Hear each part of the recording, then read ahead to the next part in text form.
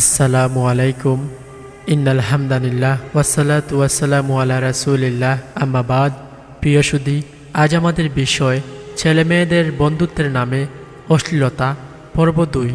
আচ্ছা, বিপরীত লিঙ্গের বন্ধু থাকার ব্যাপারে যারা মুক্তমনা, যারা বলে থাকে যে তারা ছেলে মেয়ে বন্ধুর কোনো পার্থক্য করে না, বন্ধুর সংজ্ঞা নাকি শুধুই বন্ধু, মুক্ত মনেই তাদের প্রতি একটা জিজ্ঞাসা, যদি ছেলে বন্ধু মেয়ে বন্ধুর কোনো পার্থক্য নাই থাকে, তাহলে ছেলে মেয়েদের ছেলে বন্ধু থাকতেও ক্লাসমেট বা অন্যান্য মেয়ে বন্ধুর কী দরকার? মেয়েদেরও যথেষ্ট মেয়ে বন্ধু থাকতে ফ্রেন্ড সার্কেলে ছেলে বন্ধু রাখার কী দরকার? গ্রুপ স্টাডি, শপিং, ঘোরাঘুরি ইত্যাদি কোনো প্রয়োজনগুলো ছেলেদের ক্ষেত্রে ছেলে বন্ধু না হয় মেয়েদের ক্ষেত্রে মেয়ে বন্ধু মেটাতে পারে না? মুক্তমনা শব্দে বলতে যে মনে হলো ইতিহাসের প্রথম তথাকথিত মুক্তমনা ছিল ইবলিশ। সে নিজের সহ সমগ্র বিশ্বজগতের সৃষ্টিকর্তার আদেশ এর বিপক্ষে যে বৈজ্ঞানিক যুক্তি দেখিয়েছিল যে সে আগুনের সৃষ্টি আর আদম মাটির, তাহলে কেন সে সেজদা করবে আদমকে? ছেলে মেয়ে বন্ধুত্ব বলে কিছুই নেই। যাদের ধর্মীয় বিধানে আপত্তি আছে, আচ্ছা শরীয়তীয় ধর্মীয় বিধান কিছুক্ষণের জন্য আলাদা রাখলাম, টেকনিক্যালিও চিন্তা করেন এটা আদৌ সম্ভব? টেকনিক্যালিও ছেলে মেয়ের মাঝে কখনোই বন্ধুত্ব হওয়া সম্ভব না।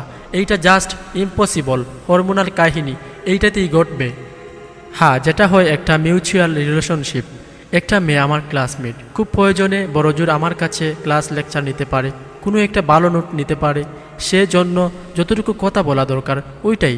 একটা অফিসে ছেলে মেয়ে একসাথে কাজ করে, কাজের যোগ্যতা প্রয়োজনে লিমিট রেখে একসাথে কথা হতে পারে, বেশ ওইটুকুই। বাই দা ওয়ে, আমি এখানকার জেনারেশনের মতো স্মার্ট না, আমার কথাগুলো হয়তো খুব একটা ভালো শোনাবে না। বিপরীত লিঙ্গের মানুষের উপর মানুষের আকর্ষণ সহজাত ও স্বাভাবিক, এটা দোষের নয়, এমন বৈশিষ্ট্য আল্লাহ তাআলার সৃষ্টি। দোষটা হলো বিপরীত লিঙ্গের বন্ধু রাখার ব্যাপারে আপনার ওয়েটা। বিপরীত লিঙ্গের বন্ধুর জন্য শরীয়তের বিবাহের ব্যবস্থা রাখা হয়েছে। বিবাহ একটা উত্তম বন্ধুত্ব। বাকিগুলো যেমন বিপরীত লিঙ্গের বন্ধু যদি জাস্ট ফ্রেন্ড, বেস্ট ফ্রেন্ডও হয়, সেগুলোতে গাপলা আছেই। সবগুলোই মূলত সেমি বয়ফ্রেন্ড বা সেমি গার্লফ্রেন্ডের এক একটা সিনোনিমস, সমার্থক শব্দ। যে যতই দাবি করুক তারা জাস্ট ক্লাসমেট, জাস্ট ভাই বোন, সেজন্য একটু মেশামেশি বা ঘেঁষাঘেঁষি এগুলো একেবারেই লেইম কথাবার্তা। যে কোনো সময় একে অপরের প্রতি সামান্যতম দুর্বলতা সৃষ্টি হওয়া অস্বাভাবিক নয়। আর শয়তান তো বসে নেই, সে ওই মুহূর্তেই সুযোগ নিবে, দৃষ্টিটা ফেসের দিক থেকে অন্য দিক থেকে ঘুরিয়ে দিবে। আরেক শ্রেণীর যুক্তি, একসাথে পড়তে গেলে কাজ করতে গেলে প্রয়োজনে একটু কথা বলা লাগে। এই টাইপ যুক্তি যারা দেয় তাদের উদ্দেশ্যে অবশ্যই প্রয়োজন এক জিনিস, নিশ্চয়ই চলার পথে হাসি ঠাট্টা এবং আড্ডা ঘোরাফেরা প্রয়োজনের অন্তর্ভুক্ত না। তবে আল্লাহ তাআলা সাক্ষী, এমন অনেক ছেলে ও মেয়েদের ব্যাপারে জানি যারা কিনা নিতান্ত প্রয়োজনেও মেশে না, কথা বলে না বিপরীত লিঙ্গের ক্লাসমেট সহকর্মীদের সাথে। কি আশ্চর্য, আল্লাহ তাআলাও এই ব্যাপারে তাদের মেশার প্রয়োজনটা সৃষ্টি করেন না। আল্লাহ তাআলা ঠিক যেমনটা বলেছেন, যে কেউ কিনা আল্লাহের পথের দিকে হেঁটে গেলে আল্লাহ তার দিক দৌড়ে যান।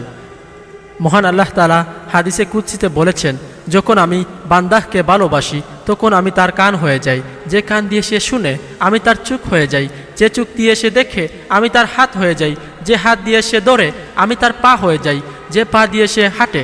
সহিহ বুখারী হাদিস নং 6137। আল্লাহকে কান, চোখ, হাত হিসেবে পেতে বুদ্ধিমান হন। আল্লাহ তাআলা কবুল করবেন ইনশাআল্লাহ। মা সালাম।